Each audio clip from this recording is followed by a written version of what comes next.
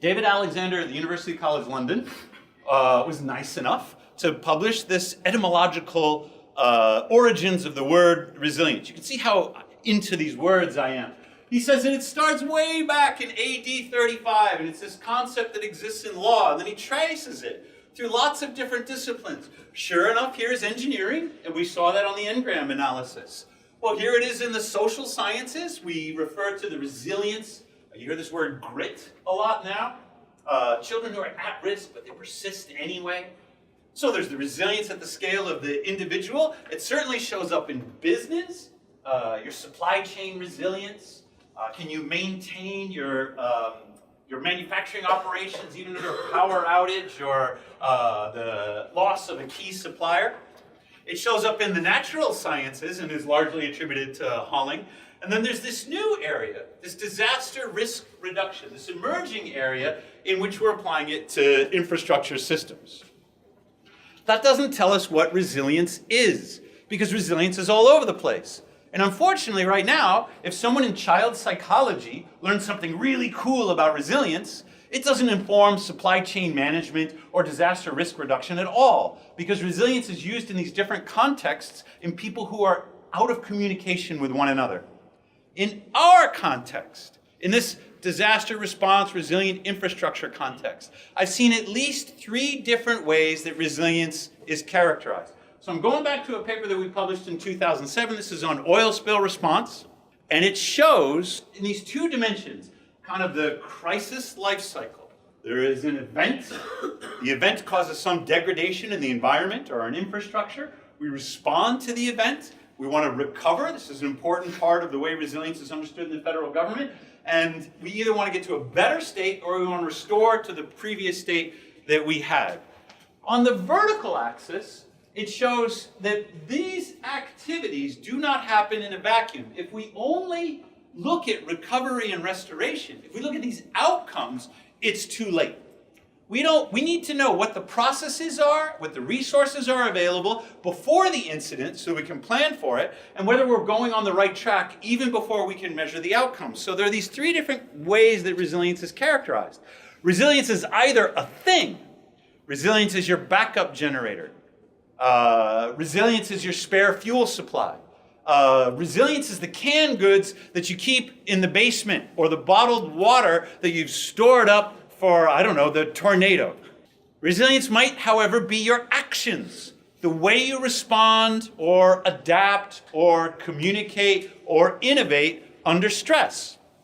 The September 2014 floods in Phoenix that I showed you, turns out people in Phoenix have a lot of boats. The highest boat registration per capita in the United States is in the state of Arizona. This makes no sense to me because you can't, jet ski through the desert, except on September 9th. The streets were so flooded that people got on their jet skis, and that's how they got around and checked on their neighbors. That's an adaptive response to changing circumstances. So sometimes resilience is in your actions, and sometimes resilience is in your outcomes. How long were you down? How long did it take you to come back up, to restore or to recover from the stress? All 3 ways of thinking about resilience are correct. And so if you run into somebody who's like, hey, I know what resilience is, and they say, and I know what resilience is not. Resilience is this, and it's not that or that. This person's wrong, because we need this pluralistic understanding of a multidisciplinary concept. So resilience is at least 3 things. But there are 2 things that get a lot of attention. The stuff, the nouns, and the outcomes. Where we aren't paying enough attention as scholars is in these practices. That's because the verbs are really hard to measure. They're really hard to study. Here we have innovation and adaptation. And so what I'm suggesting is that's where we need to focus more research attention. This is the Mississippi River in 1927. And the 1927 floods changed the profession of civil engineering. They changed the role of the federal government in managing infrastructure. They changed the way we think about ourselves today, all of which has been chronicled in this wonderful historical engineering book called Rising Tide. These floods were so bad and so catastrophic that they empowered the Army Corps of Engineers to channelize the Mississippi River, to build levees and dikes and bypasses and concrete walls and ensure that such a disaster would never happen again as a result of billions of dollars of investment, at least until 1993. This is what we got for our efforts to channelize and control the Mississippi River. The exact same flooding or worse. All this investment and all this expertise amounting to the same terrible outcome. But this is what the river looked like in 2011. 2011, we were talking record in-stream flows. There's more water in the Mississippi River than there was in 1993 or there was in 1927.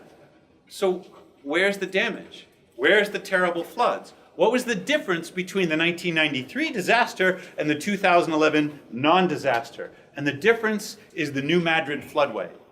In response to the 1927 floods, Congress created something called the New Madrid floodway in eastern Missouri. It's an easement that runs through sparsely populated farmland. And it says to the people who own that land, we as the federal government have the right to inundate your land. We can flood you out at our discretion. They foresaw in 1927 the possibility of another flood and the possibility that their protection measures would fail. And they're like, you know what, we gotta, where's the water gonna go? We're gonna give a place for the water to go. And so they created this easement so that they can intentionally flood it out. And from 1927 on, it was never activated. It was not activated in 1993. Instead, they flooded out other areas. Not intentionally, by the way. But in 2011, the Army Corps of Engineers said, this is the moment that the New Madrid floodway was created for. We must flood out we must use our easement and give the water a place to go so that we can spare more densely populated, more highly built up areas. And keep in mind that this is the Army. How do they activate the floodway? They blow it up. They blow up the levee that prevents water from entering the floodway. They do that in the north, which is upstream. And then they got to blow it up a little bit later, 2 places downstream to let the water back out of the floodway into the Mississippi River. So I'm going to argue that blowing up your own infrastructure is an adaptive, innovative response. So we want to understand what are the generalizable aspects of what's going on in these processes. What are the processes that make a system or an organization resilient? And I submit to you that there are at least 4. Anticipation, adaptation, learning, and sensing. And I'm not sure what order they come in. They might be all happening at once. Sometimes they come in sequence. But I'm going to take you around this loop, and we're going to examine what these processes are. Sensing. We need to know the state of the system. In this case, in the Mississippi River case, that would mean how much snowpack is there? How hard is it raining?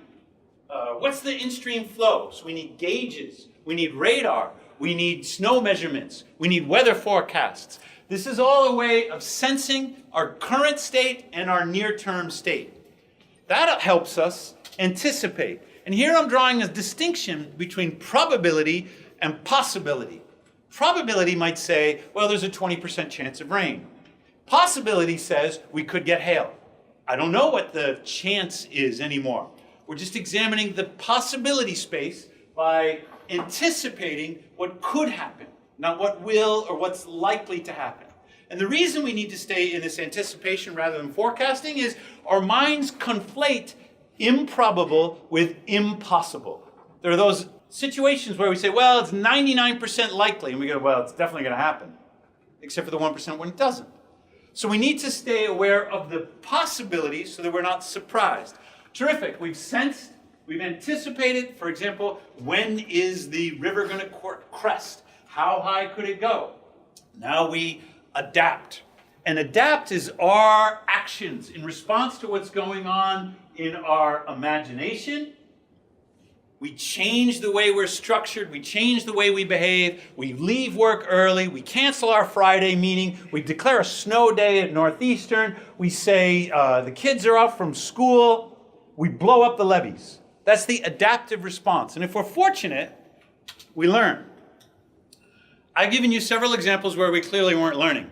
Washington, D.C. seems to have learned nothing from the experience that Atlanta had. And this is all too frequent, where the knowledge is local. The salient emotional experience, by that I mean the pain of living through the traffic jam or having your kids stay overnight at school unexpectedly, whatever it isn't transferred from one city's experience to another. And so if Atlanta has learned something, all too often Washington, D.C. learns nothing. But these are the 4 processes that I submit to you, at least, there might be others, but at least are necessary for a resilient organization. So why aren't we resilient? This is a slide that I photographed that Steve Flynn put up. And he said there are 4 obstacles between us and resilience. We don't know. We don't know how poorly prepared we are.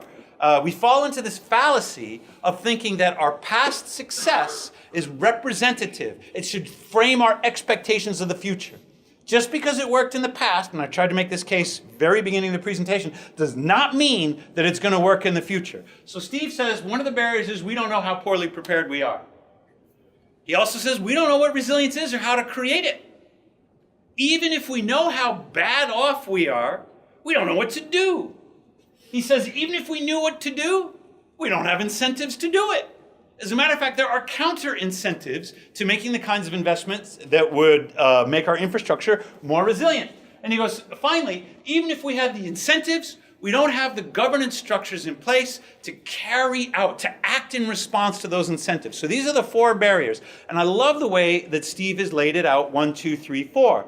Because Steve has ordered these 4 obstacles in the same way that I teach ethics.